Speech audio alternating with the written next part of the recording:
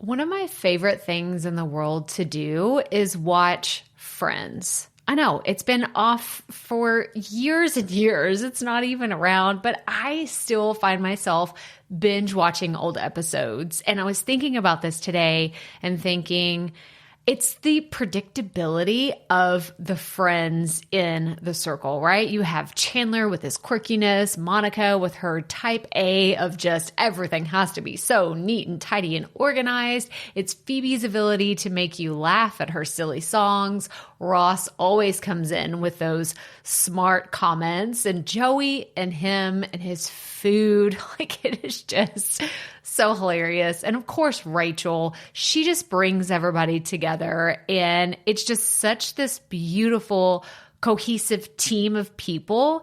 And it's why I wanted to come on and share with you today that I have an opportunity for you to find your friends in the content creation space. So if you are thinking about creating your first or your next digital course, I don't want you to miss this opportunity because Amy Porterfield just opened the doors for registration for her Course Confident Bootcamp. And I'm actually offering a special bonus for anyone that registers for the Course Confident Bootcamp through my special link. So I want you to go to crystalprofit.com/Amy-bootcamp to register. That's crystalprofit.com/Amy-bootcamp.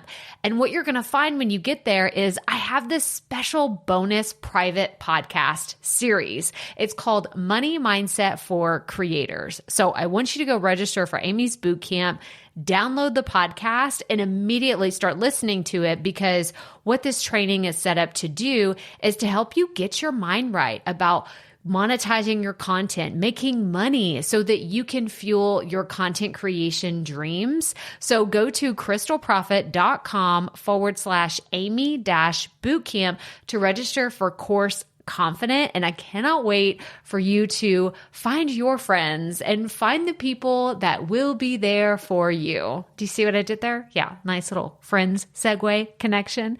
Go to crystalprofit.com/Amy-bootcamp. And I cannot wait to see you inside. Okay, let's get into today's episode. Hi, everyone, and welcome to the Rookie Life Podcast. I'm your host, Crystal Profit, and I want to say thank you so much for joining us here today for episode 13. Okay, so let me ask you a question. What do you picture when I say the words dove hunting or duck retrieving dogs? You're probably picturing some big burly guy decked out all in camo with his gun strapped to his back, with his trusty black lab sitting obediently by his side. Maybe his shoulders are even kind of forced back and he's puffing up his chest in the universal manly stance of a hunter.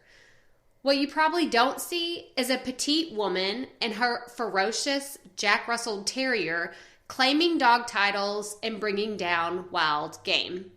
But what if I told you that hunting isn't just a man's game? No, sir. No, ma'am.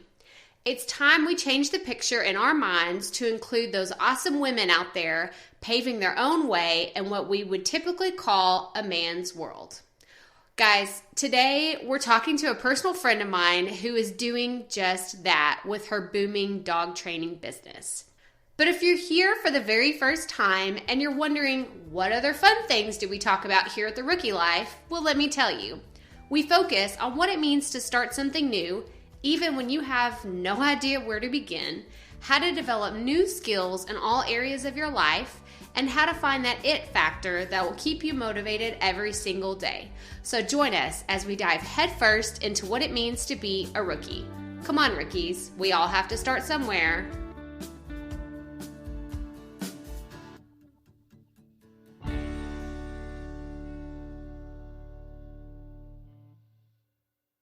Hey rookies, and welcome back for episode 13.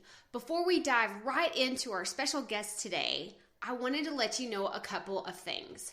First, I wanted to remind you that we always provide the show notes on each episode, so if you're interested in learning more about any of our guests, then visit crystalprofit.com/podcast. That's Crystal with a K, Profit with 2 F's and 2 T's to see the show notes for this week's episode. You'll also find social media links for all of our guests so you continue to follow their journey. The next thing I wanted to remind you is to be sure and subscribe to the show so you don't miss any future episodes. There are some really exciting things around the corner and I cannot wait to share them with you. And while you're at it, please rate and review the show on iTunes. We recently did our first giveaway and it was so much fun. Plus, in the future, we're going to be choosing random reviewers to receive some really cool Rookie Life merchandise. You can leave a star rating between 1 and 5 stars, and you can also feel free to leave a comment on what you think of the show. I don't want you to miss out on the opportunity to get some really cool stuff. Plus, who knows what the prize will be next time. Okay, now that we've gotten all that out of the way, I want to introduce you to our friend Alex Brittingham.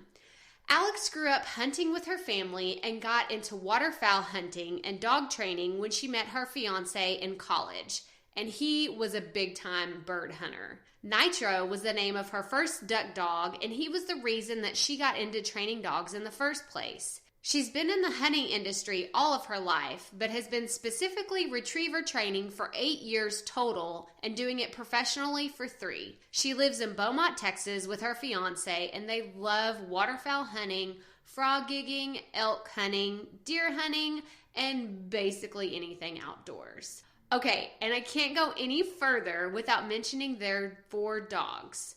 Nitro, Boudreaux, Dixie, who are all the black labs, and Gator, the infamous Jack Russell Terrier with his own Instagram account. So, rookies, I don't want to keep you waiting any longer. Here is my interview with Alex. Okay, Rookie Life Podcast, I'm so excited for our guest today. It's Alex Brittingham, and welcome to the show, Alex. Thanks for having me. I'm so excited to talk to you. Y'all, I have known Alex for years and years. We grew up in the same hometown, and we have brothers that are the same age, and we've known each other forever. So this is so cool to watch your journey and everything you've been doing for the last few years. But just give us, for the people that don't know, a little bit of your background and your life story and how you are where you are today. Okay, yeah, absolutely. I started hunting when I was about 4 years old, and I always loved dogs, but I never, formally trained any of my dogs. We always had dogs. We always had hunting dogs and Russells and stuff like that. And obviously, you know that I come from a hunting family. So, we did all kinds of stuff. We hunted big game and stuff like that, but I didn't get into duck hunting until I was in college. I met my fiance and he really was a big duck hunter. So, I actually got a dog from my dad, and I thought, I don't know how I'm going to train this dog because I've never really formally trained a dog in my life, but I'm in college, so I have tons of time, and that's kind of how I started training dogs. But it wasn't really working out with Nitro. And so I actually sent him to a trainer after the first couple months. And when he got back is when I got really into training, because I wanted to keep up all of the work that guy had done. You know what I mean? You spend all this money and send your dog away. So every single day we would go to the park and I would do drills with him and stuff like that.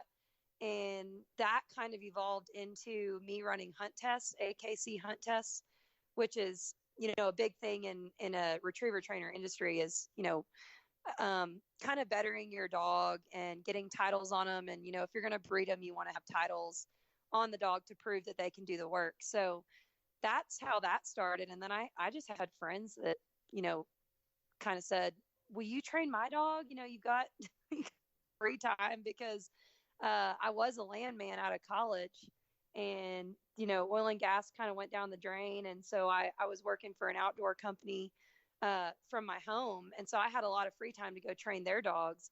And that just evolved into me training lots of client dogs. Now I have up here with me in Chama. So, so now we're just trucking along. The business keeps growing. Well, that's awesome. Well, what breed specifically is it that you're training, and what exactly are, like, if I were a client coming to you, what type of dog would I have, and what would I expect whenever they're done training with you? Specifically, well, typically it's labs. Although a lot of people get Chesapeake Bay Retrievers. There's Nova Scotia duck tolling retrievers, golden retrievers, obviously, are a big one. And then there's some other off breeds. People sometimes will try to train their pointers to retrieve, and Drothars and poodle pointers. There's tons of different breeds that are considered a retrieving breed.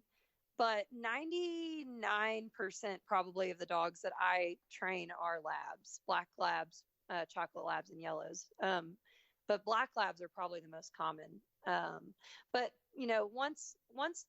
well, that's kind of a hard question, because the dog can be with me anywhere from 2 months to 4 years. I mean, wow. There's really no end to the amount of training that you can do. I mean, if you want to have a master level dog, which is the highest level hunt test dog that there is, that's a 4 to 5 year long process. You can expect to maybe get your dog back for hunting season, and then right after hunting season, you send them back. So that's like having your dog basically 3 months out of the year. Wow. But the typical client sends their dogs for about 4 months, 4 to 5 months. And that's a, fully obedience trained, off lead, collar conditioned, whistle trained. So they'll sit on a whistle and come to a whistle. Let me see, force fetched, running, basic single marks. That's about 4 to 5 months of training. So it's a long process, and if a dog comes to me for 2 months, that's usually just obedience. Right. That's just basic obedience. Right. And I'm going to have to talk to you. Do you train Boston Terriers? Because I'm going to send my dog. Do you do children too? Because I will send all the kids and the dog. And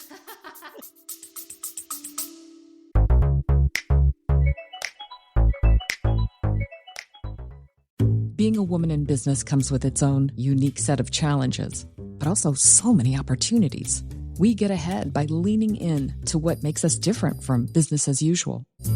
I'm Samantha Hartley, host of Profitable Joyful Consulting, inviting you to a special 6-episode series exploring the experience of being a woman in business. You want to hear from women consultants who've hit $1 million, who sell 6-figure engagements, or who've broken their own revenue ceilings? Yeah, those are my clients, and they'll be sharing too. Join me for 6 must-listen episodes that tackle key challenges for women consultants. Follow Profitable Joyful Consulting on your favorite podcast app.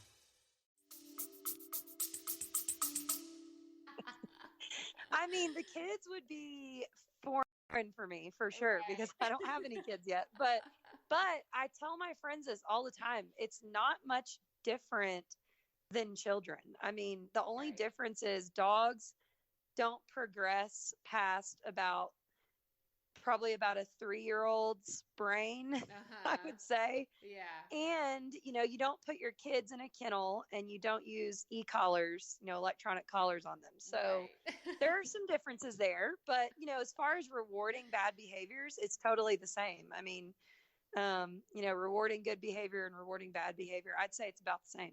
Yeah, that's so true. But go ahead. Oh, no, I was just going to say I could train the Boston Terrier, though. I think I trained, Jack Russells before. So, well, we might have to talk once we get off this phone call about his name is Wally, and he is just a hot mess half the time. And I know it's because we don't spend as much time as we need to with him. Oh, yeah. So we might have to talk about that. Mine can all be a hot mess as well. Even my own dogs. I mean, they always challenge you. I mean, it doesn't matter. It doesn't matter how well they're trained. There's always going to be challenging moments. I mean, she's my 4-year-old lab, and she's probably the most well-trained dog that I have. And she still drives me insane, on a weekly basis, at least. I mean, there's always at least one thing she does throughout the week that just drives me nuts. So I get it. Yeah, totally.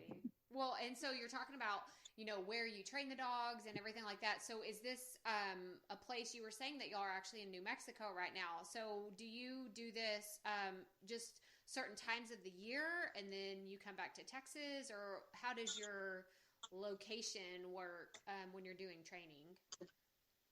Yeah, so I'm in Beaumont, Texas, and I train mostly, most of the year I'm there. The only time I'm not there is if for summer up to Oklahoma. My dad's got a duck club up there, and occasionally throughout duck season, I'll go up and spend 7 to 10 days up / training, and I'll take all the dogs with me. Or in the summertime, I try to do a month-long trip.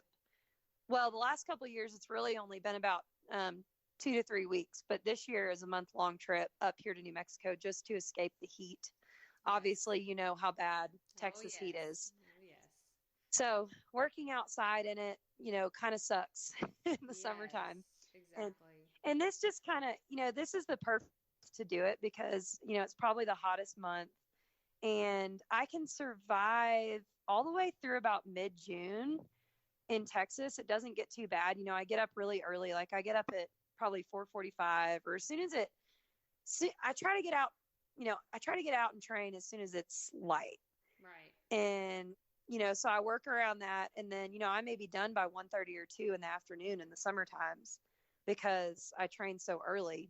Yeah. But coming up here is nice. I thought because it gets light very early here. And so I said to myself that I was going to get up as soon as it was daylight, get out there and start training. But the weather's so nice here that hasn't happened. I've been sleeping in. It's been really bad.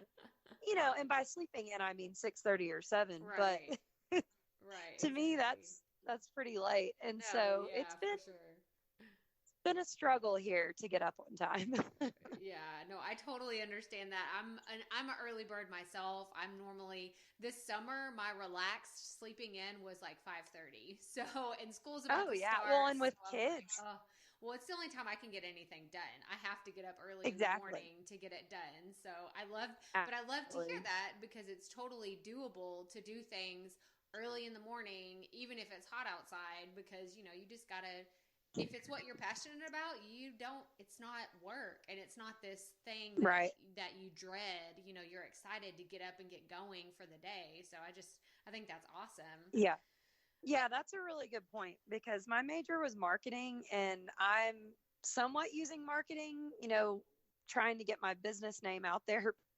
Other than that, I'm totally, on the opposite side of the spectrum as far as my job now. Yeah. So. And it's funny because I actually talked to someone earlier today on an interview, and we were talking about just because you study one thing or you think you're going to be doing something, one way, it doesn't matter. It's just all kind of like a piece of the puzzle, that you're putting together. Mm-hmm. And a lot of people think, oh, well, I got my degree in this, but that's not what I'm doing, so I'm a failure. And I hate for people to think that, because it's like, no. That's not how life's supposed to work, No, not at all. Just keep going and keep doing. I think a lot of people who graduate with one major, go and do something completely different. I think that's honestly more common unless you major in maybe finance or something like that. I mean, I feel like that's more common than actually going and working exactly in what your major was in, unless you go, you want to be a doctor or a vet or something like that. But man, I mean, marketing, even right out of college, I didn't have a marketing job. Yeah. I worked in oil and gas. So it's really crazy how that works. Yeah, but like you said, it's something that you're still using, whether it's to market your own business or, whatever cool things that you're working on. Okay, so this definitely plays into the marketing side. Y'all have to go check out her videos that she does when she's training the dogs, because I was blown away. I was showing my husband, and I'm sure, the videos change from time to time and place to place. And by the time this episode airs, it'll be totally different. But we were watching one of all the dogs, hanging out by the pond, and then you whistled or you snapped or you did whatever, and then all of a sudden just like all these dogs just jump into the water at the same time. Complete chaos. I was like, I love this, but it's like you're totally marketing yourself and what you do, because I couldn't stand there with, how many labs do you have with you right now? I've got 15. Technically, actually, I have 16 because I've got my dad's dog here that's retired. He's out of town. And so I've got his dog here too. So I take him with me to train every other day or so. But anyway, 16 dogs. And 16 dogs. Like you're doing amazing things, because you may think like, oh, this is just the job. This is day to day. But for an outsider looking in, I'm like, you have so many dogs with you and they're all just completely still until you tell them to go. Like, that is a testimony to your training for sure. Right. That's definitely the most important thing to me is obedience. That's such a stepping stone for the rest of training. You can't do anything else in training unless you have good, solid obedience. Mm-hmm. I try to work on that a lot. I was running blinds earlier, and the only way for me to get up to the ponds that I like to train at with my older dogs is to ride a 4-wheeler, and they just run along. And it's not too far. I mean, it's right up the hill, but I just can't take my truck and trailer now that I have a bigger trailer. And so I had them all out there earlier. I guess it was 13 dogs out there, and they all have to honor, which means, watching the other dog work, and they're sitting in their spot or laying down or whatever. And then whenever they get up, instead of releasing them just on okay, I release them each by their name, because they're all older, so they can handle that. Uh-huh. So that's a big thing to me is steadiness and obedience, because, a lot of people get their dog back and they don't have great obedience because the trainer rushed through it. You know what I mean? And so I try my best to do that. Well, I think that's awesome. I think you're doing a great job. And like I said, y'all Thank have you. to just go check out her videos, because it just blew my mind. I was like, I need to go to talk to her about some of the tips, like I said, for the kids. I'm going to be like, how can I get the kids to do some of this stuff? How can you get the kids to honor each other? Yes, exactly. Oh my gosh. If you figure that out, you have a gold mine on your hands, sister. Oh yeah, for sure. I'm not quite ready for kids yet. I think they're harder than dogs. I don't think they're easier. Gosh. And it's so funny because we have 3 kids, and then we threw the dog in the mix, and we're like, well, maybe they'll all entertain each other. But he's the neediest one out of all of them. So I bet. Oh my gosh. For sure. Yeah. Boston Terriers are so cute. Oh my gosh. And they really are. He's about a year. He turned a year in August. So at the first of this month. And he's so funny. He's such a mess. I know. They're just wanted to go ahead and dive right into, this is the number one question that I wanted to ask you about, and we had briefly discussed this earlier, but I want to know what it's like. So whenever I think of the hunting and the wild game and just everything, if you put the umbrella of outdoorsy, you just picture a man. And what is it like for you as a woman working in this industry, whether it's hunting, dog training, anything like that? What has been your experience with that? I've been in the industry for a long time. As far as the hunting industry goes, the dog training world is, a little bit more new to me than the hunting industry. But it's honestly, this is so weird. A lot of people, you would think that I would be intimidated by it, I guess. But I grew up, my brothers, Baron and Trevor, and I grew up with 2 older brothers, my dad. My mom is pretty much a tomboy. I mean, we're all pretty outdoorsy. And so that was kind of my comfort zone growing up. And even in college, I thought, I really need to work in the hunting industry, because otherwise I'm going to be so out of my element. I don't know what I'll do if I have a regular, not a regular job, but a job that doesn't deal with hunting or dog training or something like that. And so it's actually, I feel like where I thrive. I love going to all the conventions that we do. We do a lot of Dallas Safari Club, and I do NRA. I'm a pro staffer for a Franke. It's a shotgun manufacturer. And so, I go to NRA every year, and I love that. I love talking to everybody and getting caught up with people that you don't see throughout the year and stuff like that. It doesn't intimidate me at all. Hunt tests were very intimidating, though, I will say at first, because that was very new to me. I mean, the hunting industry has been doing that my whole life, but going to my first hunt test was the most nerve-wracking thing. So explain to me what that is exactly. What is a hunt test? So have you heard of field trials by chance? I've heard of them, but I don't know exactly what they are. So they're both about the same. They're dog trials. You take your dogs there and you get tested on your dog's skills. There's obviously different levels for different dogs. I do all different levels because I have client dogs. So, whatever level the client wants me to do, I'll do a junior test or senior or master test. But that's, it's meant to simulate bird hunting in the best way possible. And they judge you in a bunch of different areas. They judge you on obedience. They judge you on your marking skills. They judge you. I mean, you as a handler judged as well. And honestly, the times that I've failed a test are typically because of a mistake I made, not my dog. There was normally a way that I could have stopped that from happening. So it's a huge learning experience each time I go. And as I've climbed the different levels, now I mostly only run senior and master tests, which are the higher levels. And going from senior to master, there are so many more things that you have to be aware of. And, the wind plays a huge factor in the way dogs run a mark or run a blind. And, if they can smell other birds or something like that, it all comes together and just, one little can fail you. You know what I mean? Yeah. For sure. So anyway, and there's a lot of, especially at senior and master, mostly pros, professional trainers. There's a good handful of amateurs as well. I mean, obviously there's lots of amateurs that do it. Doesn't matter if you're a pro or an amateur, you all run together.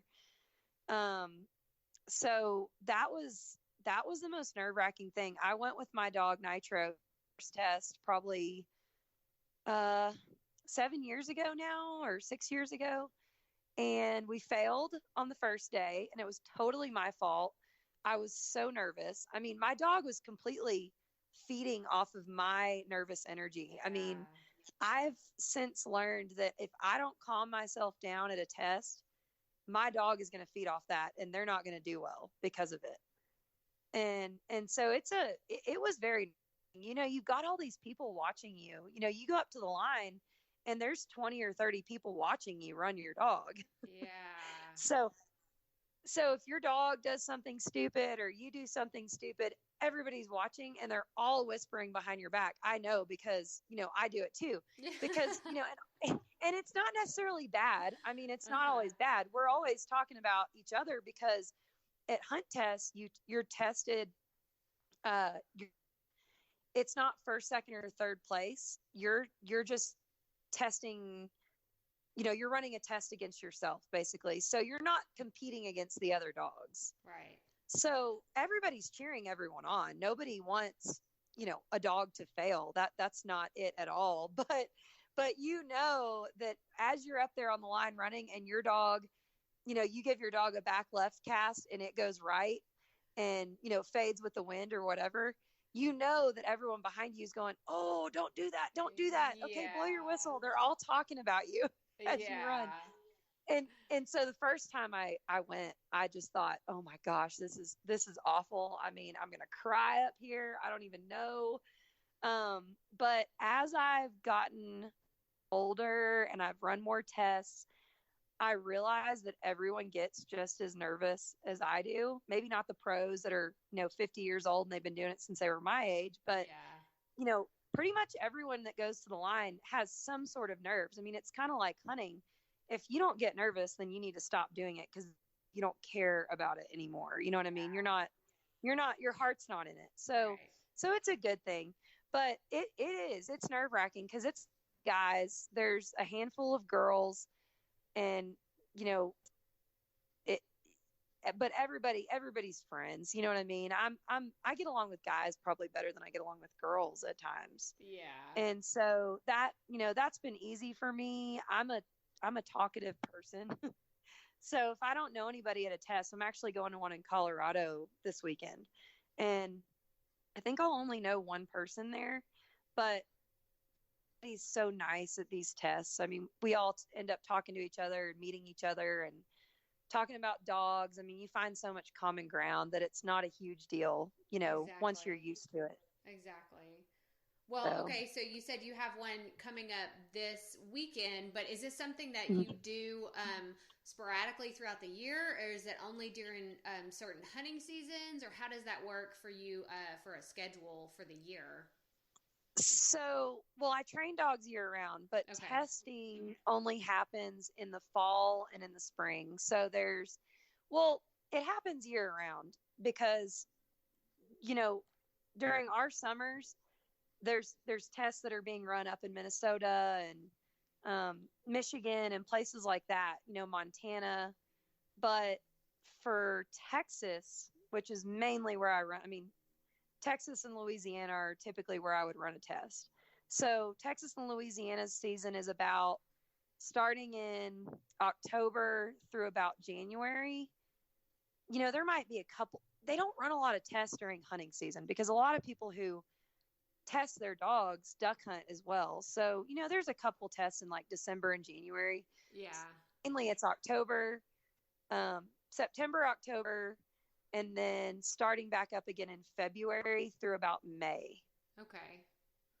So it's, if you really wanted to run your dog year round, there's trainers that travel with the seasons of the tests. You know what I mean? So there's a lot of trainers up in Minnesota right now running all the tests up there. Yeah. Well, that's cool that, I mean, for you as a trainer, to be able to take on different clients, like meet their specific needs, whether, like you said, it's just a few months or, it's several years, then you can, in the meantime, while you're training them, is that how that works? You would take one and test them, or is it, is this your dogs specifically that you're taking to the test?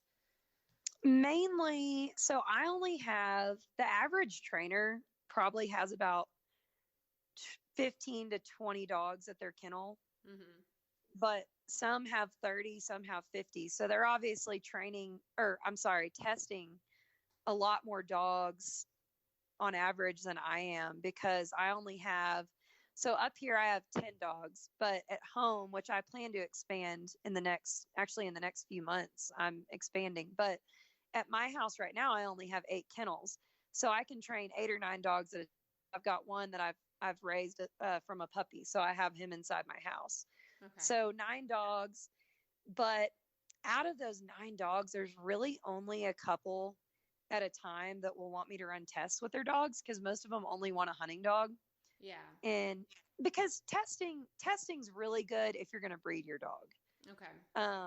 Or if you just want the bragging rights, that's, right. For me, it's really the bragging rights, for me, it's a way of keeping my dogs training up and having a certain standard that I want to keep. You know what I mean? And yeah. So that's why I love to test my dogs because, if you don't set that standard for yourself, then you might start slacking or not require certain things of the dog or whatever. So that's why I got into it. Obviously now I breed my dogs, so it's more for breeding purposes probably than it is the standard. But anyway, right now for this test, I think I'm running 8 dogs. But yeah, the way it works is if you send a dog to me and you want it tested, mostly what I do is senior level and up. So that's 8 months of training to start out. And then after 8 months, you're probably ready to run a senior level test, but then you have to pass 5 to get your title. Oh, wow. So that can take that you could do it in the season easy. It just depends on how many tests you run. Mm-hmm. So a lot of people will leave their dog and I'll have it for 3 or so months while I'm testing and then I'll send it home. Yeah. But the master level dogs that I run, a lot of those people take their dogs home for certain periods of time and then send them back to me like a couple months before tests start up. Okay. So just to get them really I have seasoned and what's I'm thinking, the refresher course. Exactly. Yes. Getting them tuned back up. So that's actually what I've been doing all month is I got 3 dogs back that I'm running in master and just one that I'm running in senior. So I got them back a month ago. I've been working with them all month and then we'll run this test this weekend. And then when we get home, I'll still have those certain dogs because I'll be running tests into September and October. But, like I said, they may go home for a couple weeks and come back.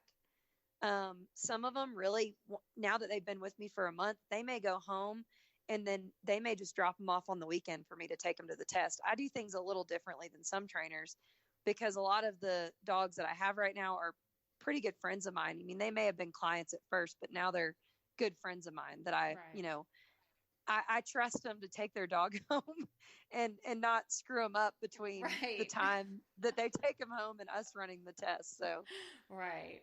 Well, that's so cool. I love the whole idea of just the business that you've created for yourself. Like, I think it's awesome. You found something that you knew you were good at, which was hunting, and, how you could branch out in your own way and do something that you love to do. I think that that's awesome to be able to, not go a traditional route of, oh yeah, I got to go get a job right out of school. And, like you can make it your own idea of what, your perfect world or your perfect job would be. And I think that's awesome. And I'm so proud of you. Like thank you.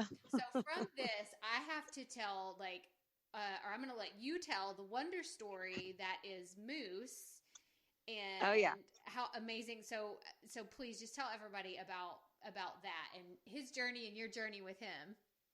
Okay. Yeah, no, Moose was, I don't know did you ever meet Moose? I don't know if you did. I didn't. Okay. I saw him vicariously on social media. I knew him that way. I know. I loved him so much. Well, it started out with Hank, but Hank didn't retrieve. But he did start out. That's what started our family's love for Jack Russells. And, Hank passed away. And after Hank passed away, we got Moose. And, like I said, he wasn't formally trained.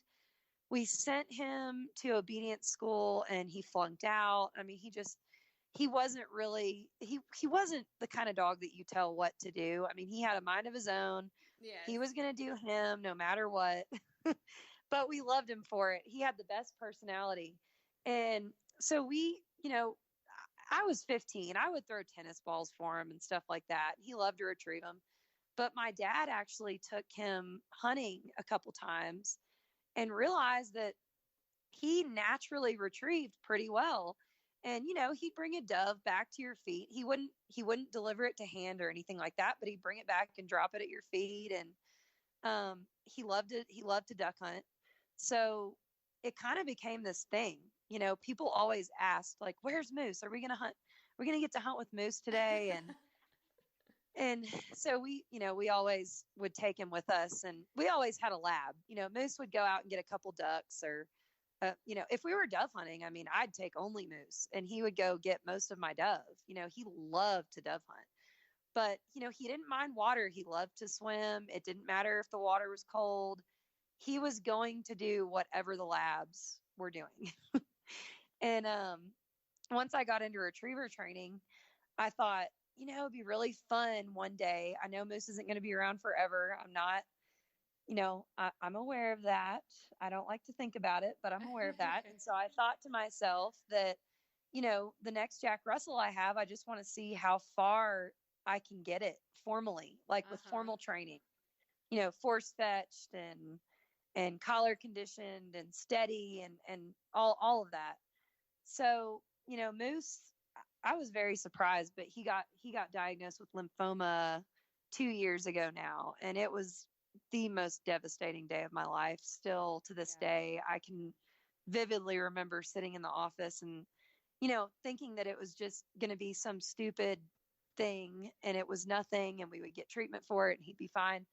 And the doctor, he said, he's got lymphoma. And I said, well, what do we need to do to cure that? And he said, without any medicine, he's got about 6 weeks to live. Wow. And I was just like, I don't even know how to respond to that. I was so in shock. And, he said, if you do treatment, he could live for up to a year or 2 years. And, but he had gastrointestinal lymphoma and it was a lot worse for whatever reason. It was a lot worse and had progressed a lot quicker than, some dogs do. Well, we did chemo with him and, chemo's not for dogs isn't the traditional chemo that humans get where it really does tear their body up, but it does give them a better quality of life. Like they actually feel better from it. Uh-huh. However that works, I don't know, but he felt great when he was on chemo. So he lived for about 2 months on chemo and I was not ready for that. I didn't expect him to, I thought it'd at least be 6 months. I mean, I just was trying to be optimistic and it wasn't. And I didn't wait around for him to have seizures or anything like that. I just, one day, he wasn't happy anymore. And, my dad flew in and we made the decision to put him down, but, obviously, you've had dogs before and it's the worst decision that you have to make in your life to do that. You know what I mean? Because all these things go through your mind. Yeah. Isn't the right time? They don't understand. You can't talk to a person and tell them why you're doing what you're doing. But so it's hard. It's really hard. But after Moose passed away, I had contacted the lady who bred Moose and sold Moose to us 12 years prior to that. Mm-hmm. And I said, I just want a dog that is related to him in some way. I realized that, you probably don't have anything super closely related to Moose, but, I absolutely loved him so much and I want the same personality. I'd like to get another one that likes to retrieve, which looking back, I don't think it would matter. As long as you do it the right way, you could get whatever bloodline of Jack Russell that you want, Uh-huh. But anyway, so she said, well, in about a year, I'm going to breed this dog and they're related to Moose down the line. And I said, that's perfect timing. I'm way ready for one right now. You know what I mean? Well, a couple weeks later, it was kind of, people think I'm such a goober for saying this, but it was seriously a God thing. I mean, it really was. I was so upset. I couldn't stop crying one day. And I just told myself, I'll never have another Jack Russell. I could never do that to Moose. I don't think it's ever going to happen. And I was so upset. Well, I think like 30 minutes later, I checked my email and she emailed me a picture of this little puppy. And she said, hey, I just realized that I've got this litter right now that is related to Moose. And this is the last puppy in the litter that's available. And he's 7 weeks old today. Uh-huh. And she said, would you want him by chance? She goes, I know it's a little bit too early. So if not, it's fine. But if you want him, he's yours.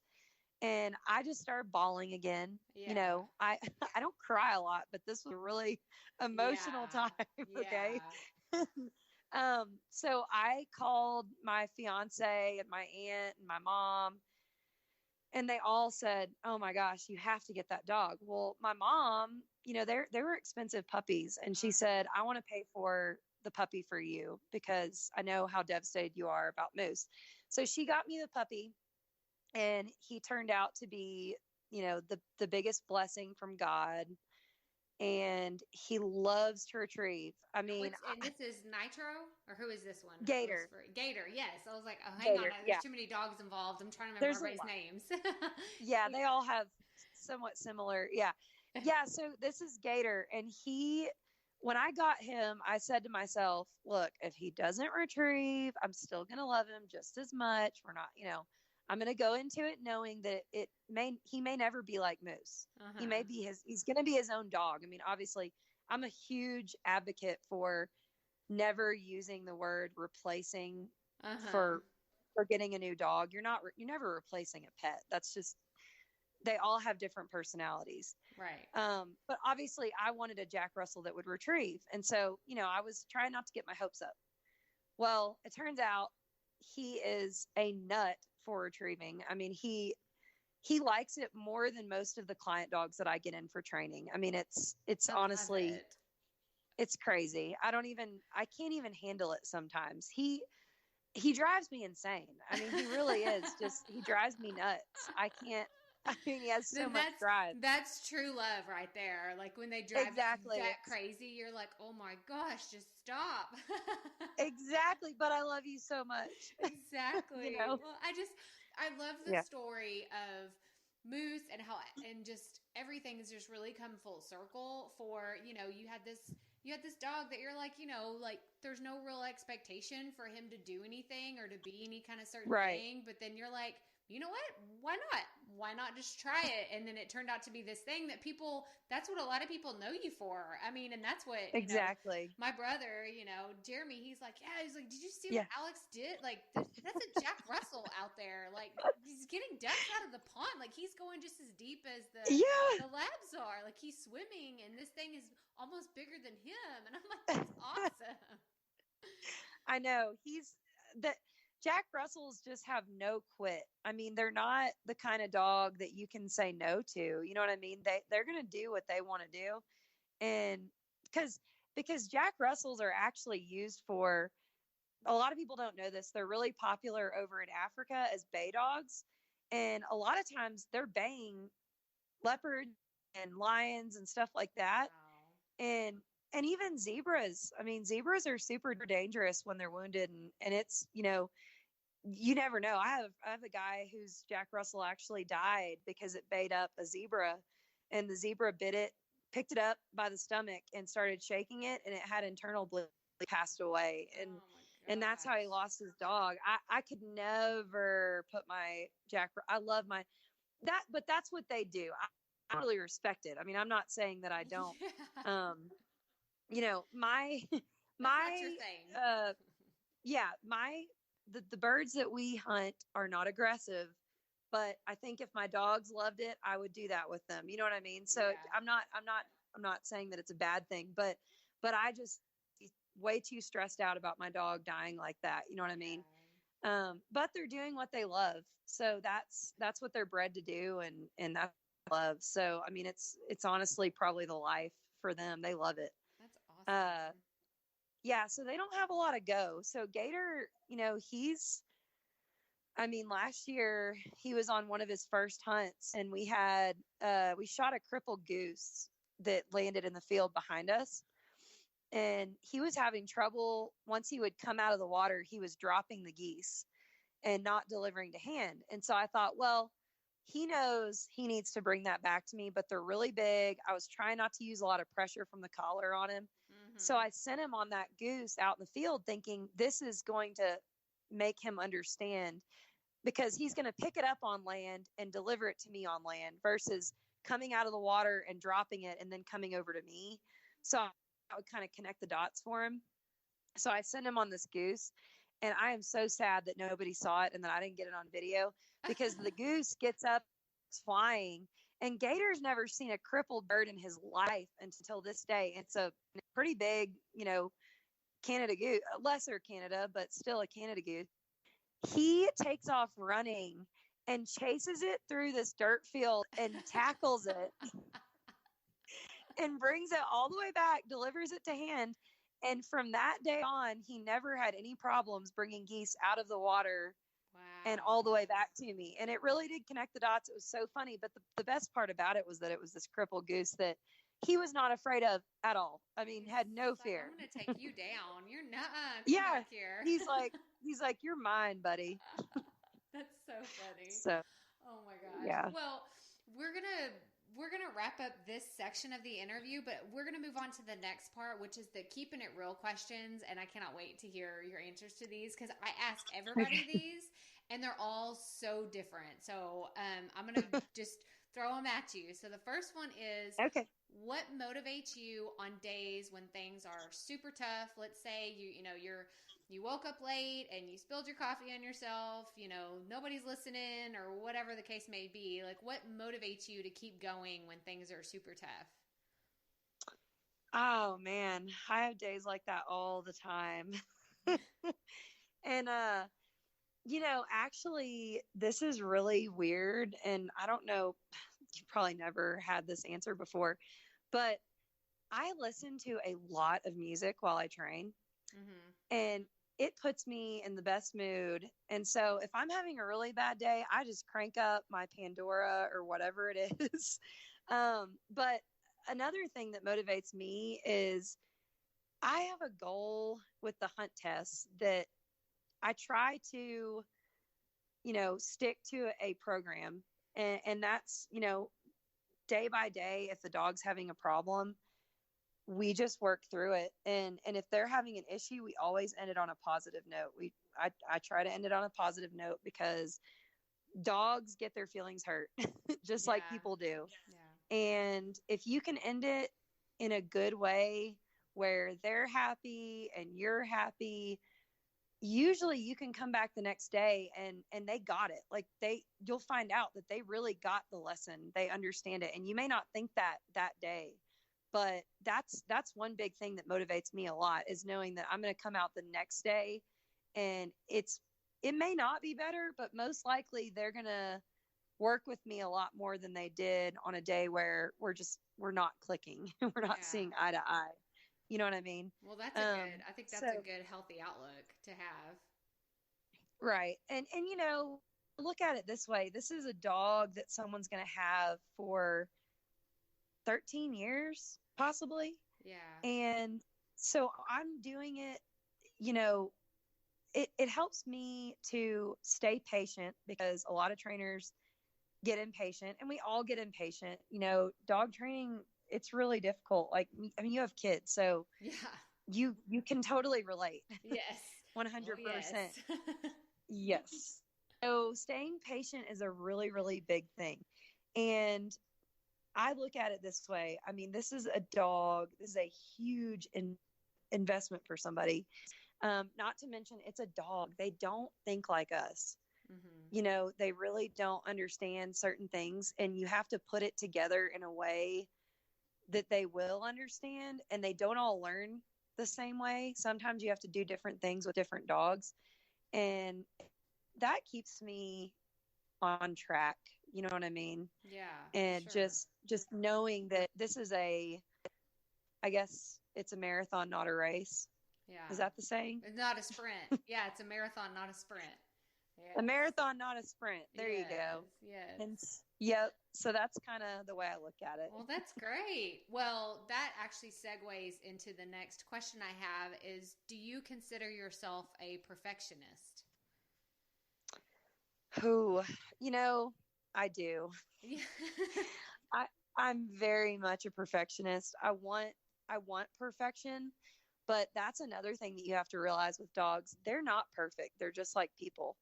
Mm-hmm. And so what I strive for is a dog that isn't perfect, but reliable. And I did not come up with that saying. That came from another trainer that's famous. And that's what I try to live by is they aren't perfect. They're reliable. So you can trust them to almost always do what you need or what you want out of them, but it's not always going to be perfect because there's always things that get in the way that confuse them. So I try to keep that in mind. You know what I mean? Because I am a perfectionist.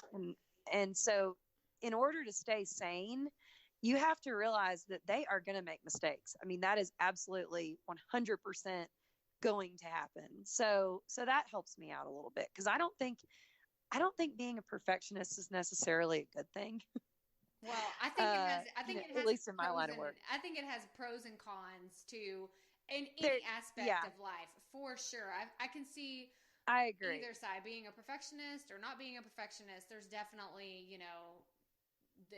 it's definitely. Yes. It depends on how you deal with your perfectionism and how. Exactly. It sounds like you have a very healthy outlook on that. And when you said that about, they're not perfect, they're reliable, I was just thinking that's really good to think about the people that you have in your life too. Right. People in your life aren't perfect, but if you have some really good, reliable people, I will settle for that for sure. 100%. Yes, absolutely. Nobody's perfect. Everyone makes mistakes. And I mean, dogs are the same way. And, the difference maybe with dogs is they don't judge. They're not judgment. They love you either way. They don't care. Right. So I try to give them the same respect, I guess. Yeah. I'm not always perfect though. They make me very mad at times. Yes. And so I'm not going to lie. They stress me out at times. But like I said, I just crank the music up and try to stay calm. And if it's a really bad day, sometimes we'll just quit early. We'll end it on a good and do some fun bumpers or something like that. And we'll just stop and come back out the next day. Each day's a new day. So, yeah. Well, the next question I have for you is, what's the best advice you would give to your younger self? Ooh, that's interesting. I might have to think about that for a second. And that is okay, because actually that kind of hits everybody the same way every time I ask it. Right. So. I've learned a lot. Okay, I've got an answer. I have learned so much, being in this industry and doing new things. I've done a lot of new things in the last 3 years, even just, I did a photo shoot, which made me very nervous. I flew to Minnesota for it and was working with one of he's probably the most famous photographer in the hunting industry, but he also does other stuff as well in the fashion industry. And he's incredible. And I was so nervous. Well, it turns out, everybody was so much fun and they were so laid back, and he's a good friend of mine now, and so when I was younger, if I made a mistake or I said something stupid that didn't make sense or I didn't use the right word, I used to get so down on myself and I'd be so upset, and it would bother me for days. And now, after being in the industry and trying new things, doing things that make me uncomfortable, like going to a photo shoot and being, having to be in front of so many people like that, it's really taught me everybody says dumb things, and nobody has perfect grammar all the time or whatever. So just don't beat yourself up over it. You know what I mean? Yeah, I do really things good. all the time that are they're just dumb. Why did I say that? You know what I mean? And I've learned in the last couple of years, do not worry about it, because everybody's been there, and just move on. It doesn't matter. It's in the grand scheme of things, nobody's going to remember that. And they've done the same thing before. So that's one thing the advice that I would have is just don't be so hard on yourself. Well, I think that is the perfect way to wrap up this interview, because that's just it's such a good umbrella, statement to live your life by, no matter what you're doing, is, just keep going, because we all have no idea what we're doing anyway. We're just pretending that we do. So exactly. Yeah. It's so true. Even if you're a doctor, you're going to make mistakes, right? Right. It happens. And right. Yeah. So no, I had a blast. Thanks so much for having me on. Well, so before you go, tell all of our listeners where they can learn more about your dog training business, or just more about you. If you have a website or social media, where can everybody find you? Absolutely. So I don't have a website yet, because right now I'm in the process of moving training facilities as soon as we buy property, but we are in the process of doing that. And so I'm holding off on that for now, but my social media, let's see, my Instagram is at One Shot Lou. It's ONESHOTLU. And my Facebook is facebook.com/Alex Brittingham, and it's public. You can follow me and view all the posts. We don't have to be friends or anything. You can see everything. So okay, cool. Definitely follow and follow along with the dogs and Gator and all of that. So, well, thank you so much for coming on the show today. This was so much fun, and it was great to catch up with you. And I hope that you've inspired some other people out there just to have fun with their dogs and have fun with their animals and to make them be obedient. That's like, yes. Obedience is so important. But thank you for coming on the show today, Alex. Thank you. I appreciate it. I'll talk to you soon. Okay. I'm going to keep this really short because Alex and I talked so much about so many things, but I wanted to make sure we had plenty of time to cover her story about her sweet moose and little Gator. But guys, I just wanted to say that Alex is paving her way in a place where you don't typically see women, and I absolutely applaud her for that. Not only is she making a name for herself, but her and Gator are pushing the boundaries for what we expect when it comes to the hunting and dog training industry.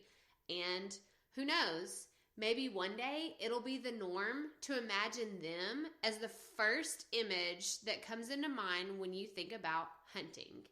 But that does it for episode 13. Remember to check out the show notes at crystalprofit.com/podcast. Subscribe to the show on iTunes, leave a review, and check out Gator's Instagram account. It's at Gator_the duck dog. Y'all, and the pictures there that Alex shares are they're amazing. You have to go check them out. But stay tuned for next week's show. And remember, keep it up, rookies. We all have to start somewhere.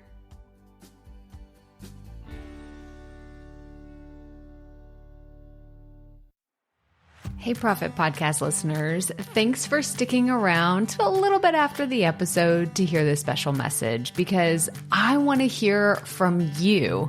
We are starting a new segment called Fan Mail Shoutouts, and I want to hear from you, and I want to hear your questions. What do you want to know? What questions have you been dying to ask me? So here's how to make this happen. Go to the app where you're listening to this podcast right now. Go there. I'll wait a second. Okay. Now, once you're there, you're going to see a hyperlink at the top of the episode description that says, send Crystal a text message. And that's all I want you to do. Send me a text. It could be casual, informal. It could be totally anonymous. Or if you want, you can include your name and the name of your podcast or content wherever you are creating, and I will give you a special shout out in an upcoming episode. So again, go to the show notes for where you're listening to this episode right now, and it will say, send Crystal a text message. And I cannot wait to hear from you and give you a shout out in an upcoming segment of Fan Mail Shoutouts.